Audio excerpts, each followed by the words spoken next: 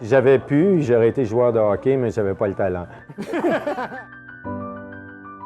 On fait de la recherche parce que c'est nouveau toujours, je continue à apprendre. On cherche à comprendre comment survient l'instabilité génétique qui éventuellement va donner naissance à des cellules cancéreuses. Et on ne peut pas toujours prévoir en recherche fondamentale quelles seront les applications. Ça arrive un peu au hasard. Dans mon labo, présentement, on prépare un test diagnostique pour aider à prendre certaines décisions. Chaque type de cancer du sein requiert un traitement spécifique. Et il y a un groupe de patientes, en fait c'est la majorité, qui expriment le récepteur de l'estrogène. Et là, le traitement, c'est standard, c'est qu'on recommande un traitement hormonal, mais la décision qui est difficile à prendre, c'est est-ce qu'on devrait leur donner aussi de la chimiothérapie? Alors, qu'est-ce qu'on fait? On traite les 100 patientes, en sachant que ça sert à 10 de ces patientes-là.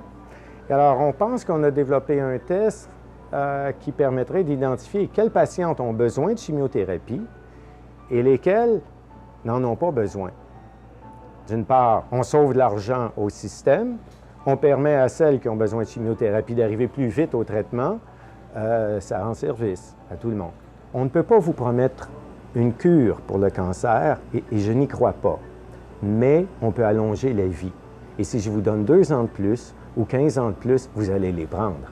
On ne peut pas prédire dans quel labo il va y avoir une percée dans les 5 prochaines années. Mais s'il y a 1000 labos qui font de la recherche sur le cancer, vous êtes certain qu'il va y avoir une percée dans 20, 30, 40 de ces labos.